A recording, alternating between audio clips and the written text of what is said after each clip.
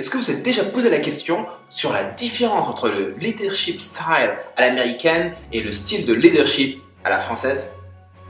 Mon nom est Saïd Amara et je suis votre ami et leadership coach pour une nouvelle série de vidéos sur les différents types de leadership, mais aussi sur le style de leadership des personnalités de ce monde. Aujourd'hui, je vais m'attarder sur cette question particulière sur les différents styles de leadership entre le leadership à l'américaine et le leadership à la française. Et on pourra peut-être aussi toucher sur le leadership, on va dire, à l'asiatique et peut-être aussi un peu sur le leadership aussi à l'africaine.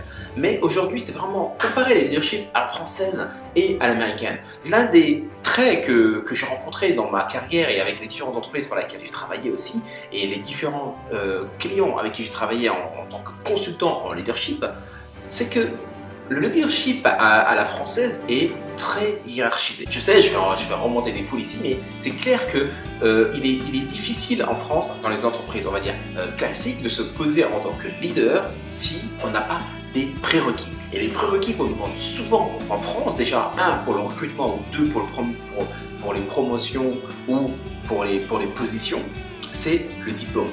Donc déjà, vous devez avoir un certain diplôme. Le deuxième, c'est l'âge. Avoir un leader qui a 20, 21, 22, 25 ans, ça paraît très difficile dans les sociétés françaises, surtout quand il faut diriger des personnes qui sont d'âge moyen, au-delà de la trentaine, voire au-delà de la quarantaine. Donc ça, c'est la première barrière quand il s'agit de leadership à la française. On ne met pas des jeunes sur des postes à haute responsabilité, surtout quand il faut diriger des personnes un peu plus, on va dire, seniors ou un peu plus âgées. Le style à l'américaine, donc je vais revenir maintenant sur le style à l'américaine en comparaison, n'hésite pas à promouvoir, à mettre en position des personnes ou des employés de talent. Il se focalise vraiment sur le talent et sur le résultat. Et c'est là qu'il fait vraiment la différence. Donc, ils n'hésiteront pas à mettre un CEO, donc du coup un PDG ou mettre un leader à des positions très élevées et gérer des équipes de plusieurs personnes si la personne est jeune.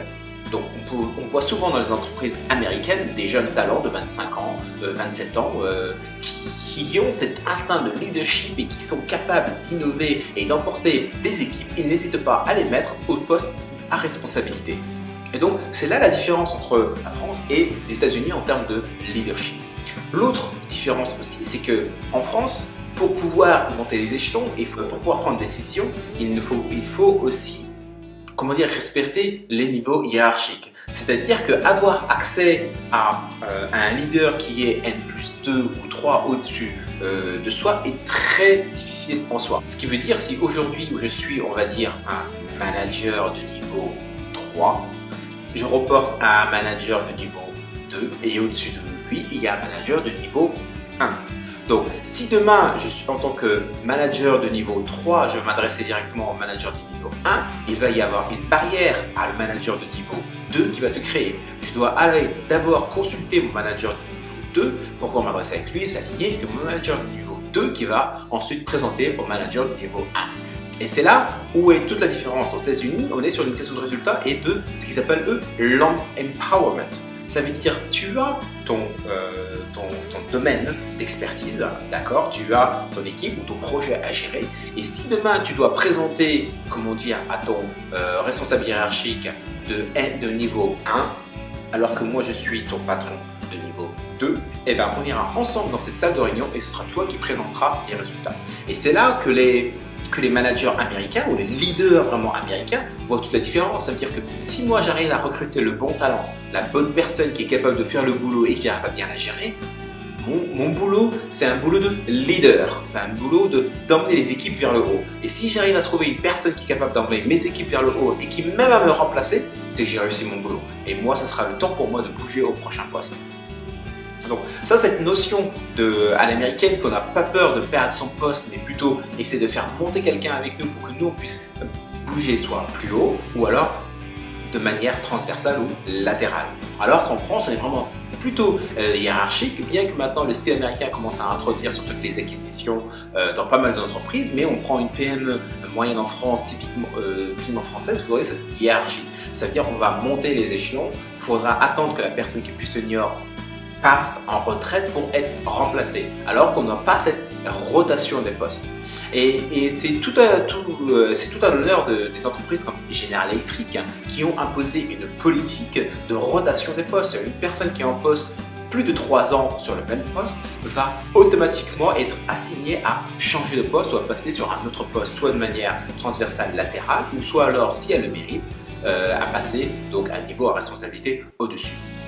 Donc c'est là où vous voyez toutes les différences entre le leadership à l'américaine et le leadership à la française. Donc, pour récapituler, le leadership à la française est relativement hiérarchique. Il faut s'équiper des bons diplômes, il faut avoir aussi l'âge qu'il faut pour pouvoir monter au niveau hiérarchique et atteindre ces postes à responsabilité. Alors qu'au niveau américain, on est plus sur de l'empowerment, c'est-à-dire on délègue beaucoup aux jeunes et aux personnes qui sont talentueux. Ils peuvent être aussi même plus âgés du moment qu'ils sont capables de réussir. Donc on n'a plus cette notion d'obligation de résultat.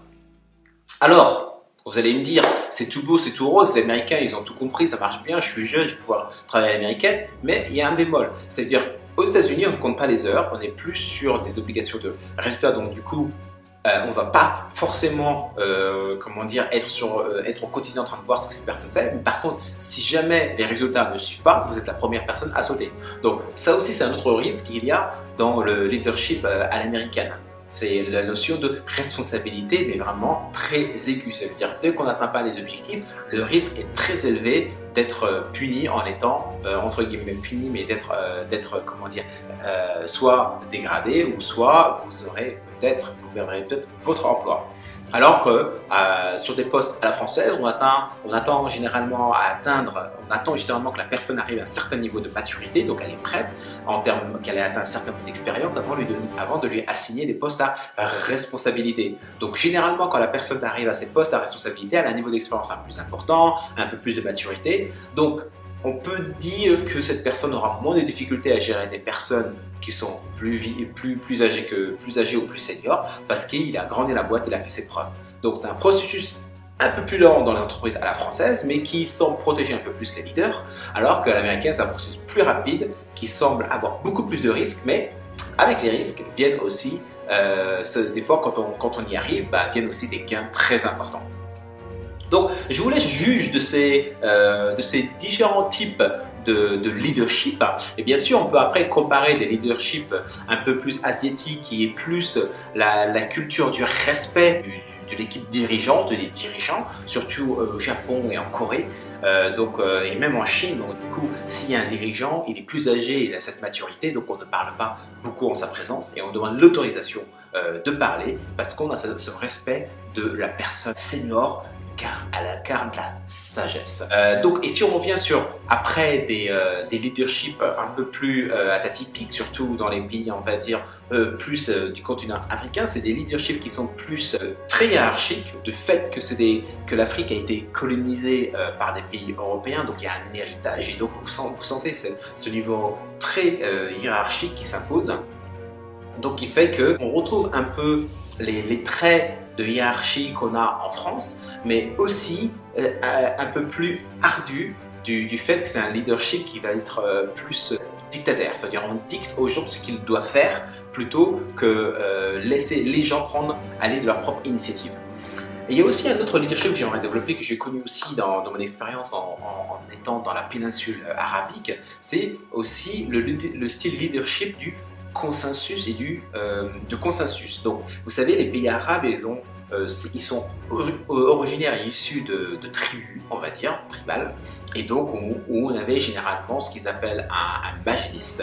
Donc, c'est les sages et les gens du village ou de la tribu qui se réunissent entre eux et qui décident. Et donc, ils vont partager leurs connaissances, leur savoir, et le responsable va prendre la décision finale après avoir trouvé un consensus. Et ça se reflète aujourd'hui dans les entreprises aussi de la péninsule arabique ou du Moyen-Orient, où généralement les leaders se réunissent entre eux, ils discutent, ils débattent, le son peut monter haut, mais au final ils arrivent à un consensus et le leader, donc qui est alloué pour ce majlis, qui est responsable de ce majlis, tranche en prenant une décision sur la base de tout ce qu'il a entendu. Donc ça aussi c'est un leadership de consensus qui est aussi à a ses aspects positifs, mais aussi ses aspects négatifs, qui fait que ça peut prendre peut-être un peu plus de temps pour prendre des décisions, car on ne peut pas contenter tout le monde. Donc, et cet aspect aussi, on va dire, de Majlis au tribal, vous le retrouvez aussi dans certains pays africains qui ont gardé un peu cette culture de tribu. Nelson Mandela, il est issu, son leadership est issu de cet aspect tribal dans la tribu. Son père était responsable de tribu à l'époque, et donc il a aussi appris cette notion, il l'a adaptée pour son pays. Et l'une des choses qu'il a retenues vraiment dans Nelson Mandela, c'est écoute et sois le dernier à parler. Et c'est vrai, dans ces majlis ou dans ces réunions tribales, on va dire, de leaders au niveau tribal, c'est que tout le monde débat, mais la dernière personne qui lead en fait, qui est responsable de ce majlis ou de cette réunion tribale, c'est lui qui prend la dernière décision. Et donc, Nelson Mandela, c'est ce qu'il a appliqué aussi toute sa vie en Afrique du Sud, quand il s'agit de gérer toutes ses équipes et gérer, comment dire, son cabinet politique. Donc, il écoutait tout le monde, il était le dernier à parler et il prenait la décision finale. Et on voit aujourd'hui tout ce qu'il a apporté à l'Afrique du Sud. Donc, vous avez ici un patchwork de tous les types de leadership. Donc, je parlais aussi des leaderships, on va dire, asiatiques. Vous avez aujourd'hui les grandes marques comme Samsung, comme Huawei ou comme, on va dire, Toyota, qui sont des leaders aujourd'hui. Donc, c'est-à-dire que c'est des leaderships qui marchent, mais ils ont tous des positifs et des négatifs. À vous de trouver le leadership style qui vous va le mieux et travailler pour les entreprises qui vous conviennent le mieux aussi pour pouvoir aussi monter en hiérarchie le plus rapidement possible ou à votre rythme.